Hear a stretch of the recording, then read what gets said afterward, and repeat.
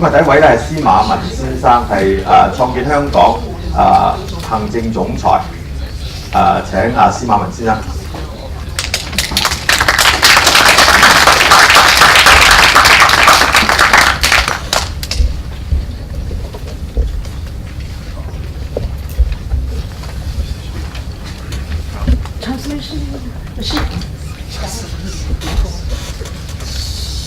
Should I do it in English?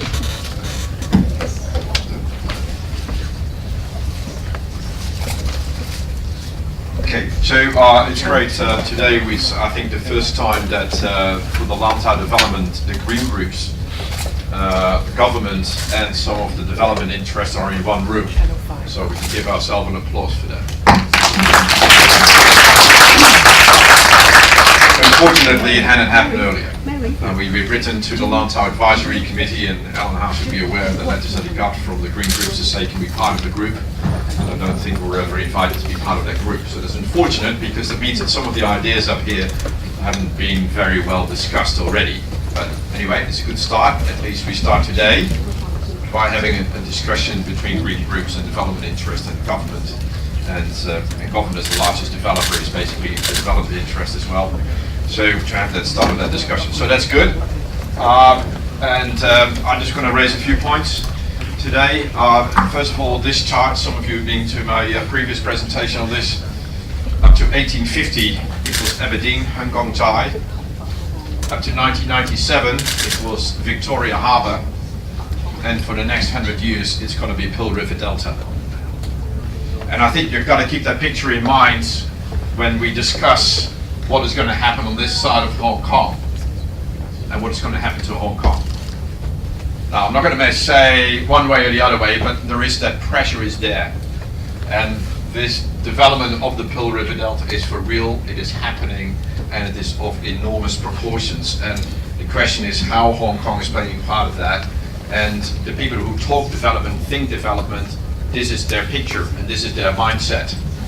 So the picture is not a logistics center or a paragliding in Xiuhao or something like that. No, this is the picture.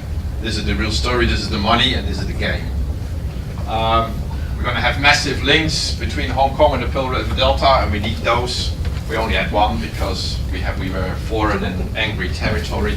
The Chinese were on the other side and the Brits were here, so we only had one meager railway connection and a smaller bit of road, and we're going to be fully integrated physically, and this is happening in big pace. Right now it's 42,000 car trips a day. We're building capacity for 220,000 vehicular trips a day to cross the border, as to put one thing, and then of course we've got the rail lines that are planned and thought through.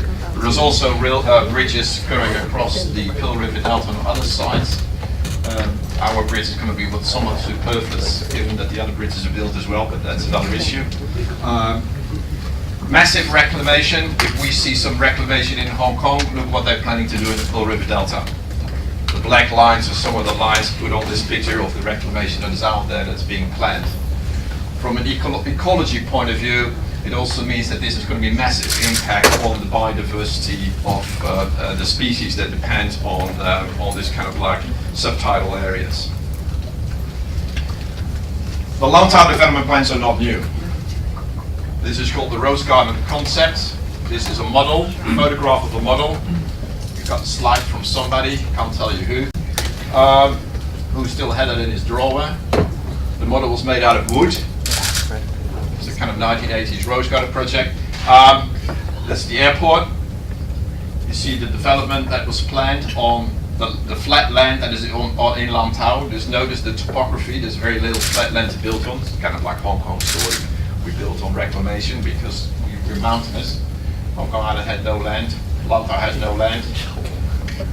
The metropolis up there, sitting there between Kennedy Town, Green Island. You can see that. Green Island is all the way on the top. That little bit you see coming out there is Green Island. So this is Sunshine Island. So this whole thing, the metropolis idea is not new, but Disneyland is being built now here. They've been promised a free view, so this island can't be built there. And now they're looking for other options to where to build the island. So what we're talking about for Lantau is not a new concept. It's been out there in the drawing books, and once in a while it comes out.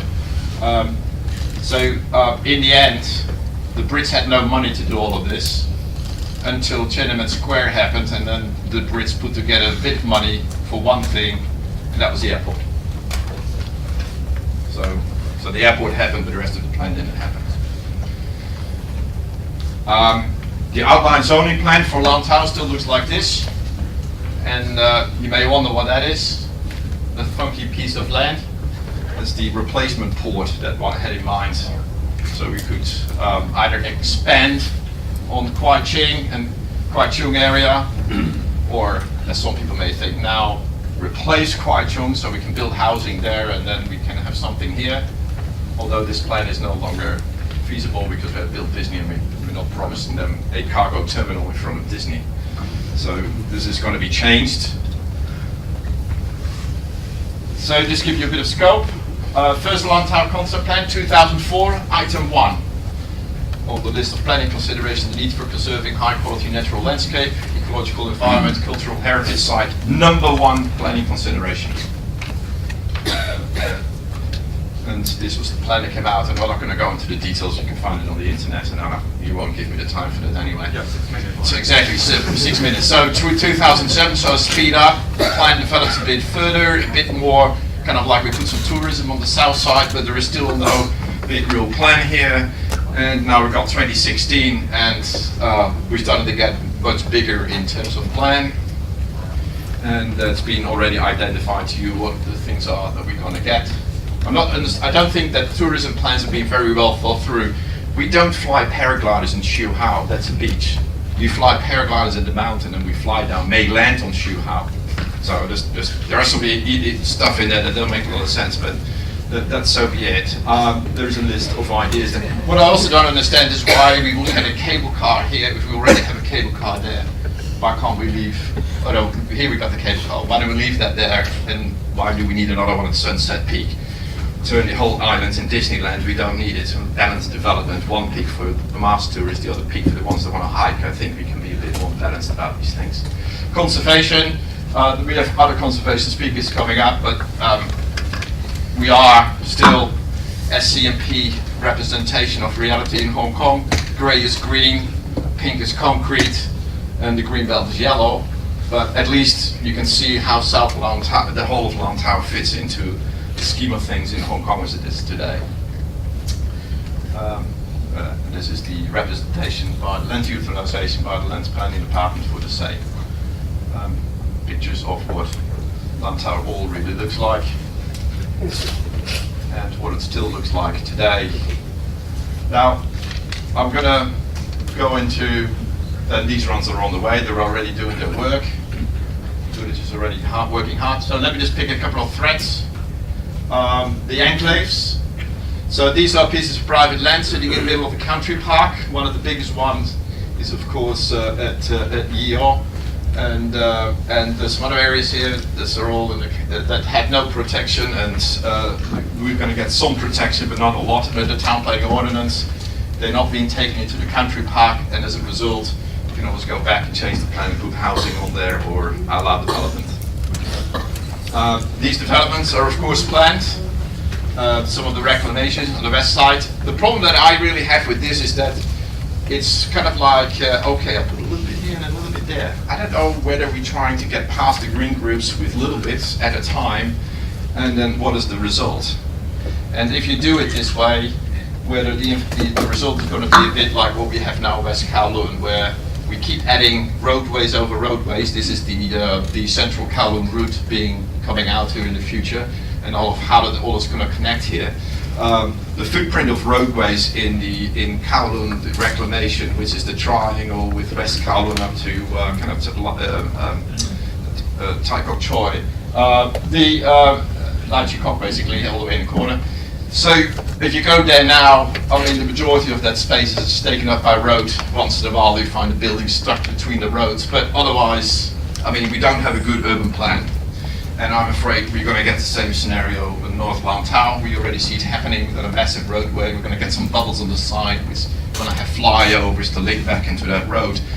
We're creating a massive infrastructure, which is not going to be necessarily a very good living environment for anybody. Another issue to keep in mind, when they have that whole list of development for tourism, this is just a property development in a green belt.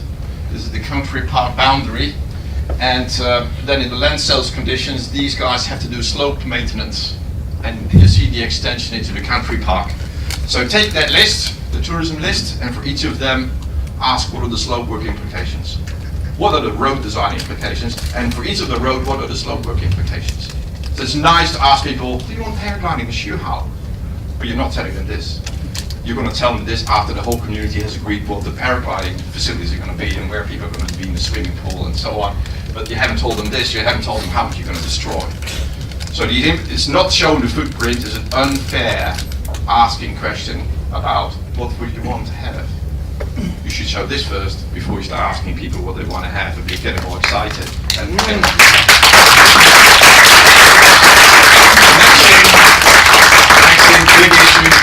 big issue is spillover. We know that stuff spills over. And as long as there's no road, nothing much is going to happen.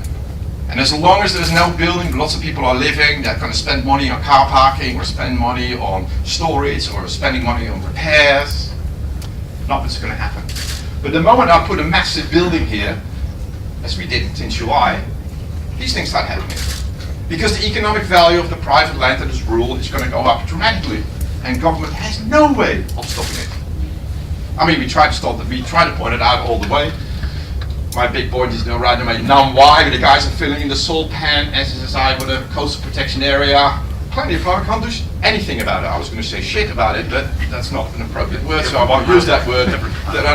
They can't do anything about it. So this is the problem, spillovers.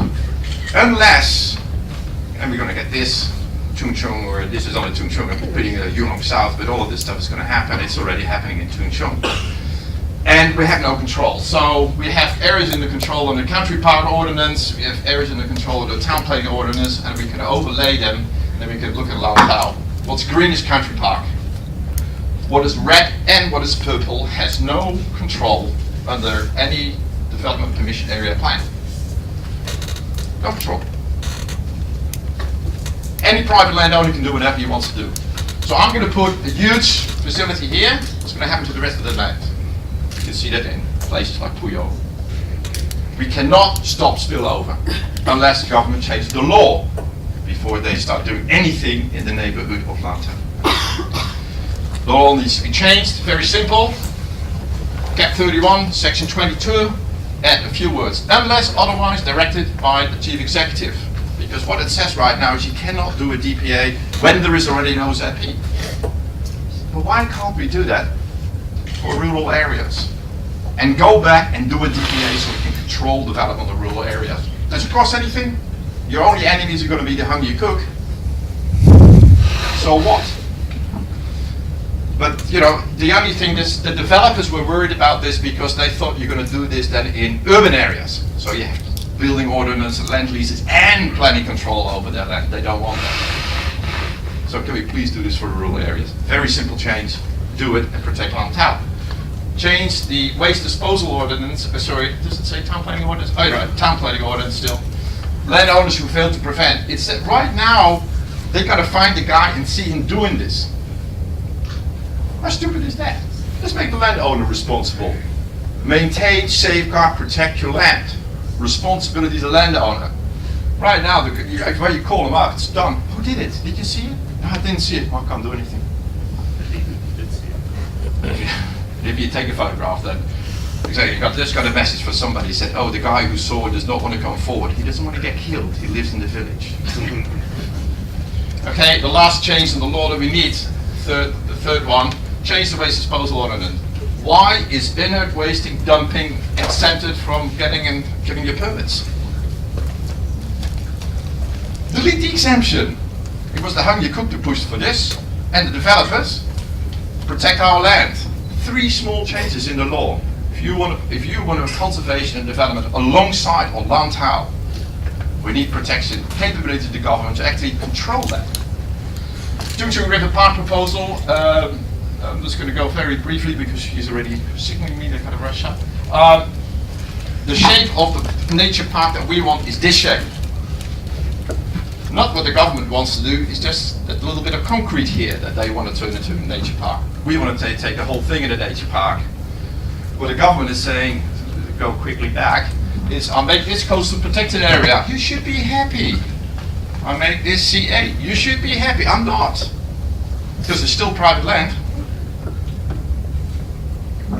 It's still all private land. What are these guys going to do? You have no way to control what they do with their land. Unless you take it from them, pay for it, and manage it. Manage it as a park, pay resumption, buy it. You buy the rest of the land for housing. Why don't you buy this piece of land for a park? Simple. And then we can maintain it, properly manage it, it's going to be nice, and it can sit nice alongside each other, you can properly control it. Don't develop unless you can control it. By the way, it's a lot of money, we calculate about $400 million. Marine Park, you're going to deal with that? I'm going to leave it for WWF to do. We got to save Lantau Alliance, you know how to find it, you know how to find us. Thank you.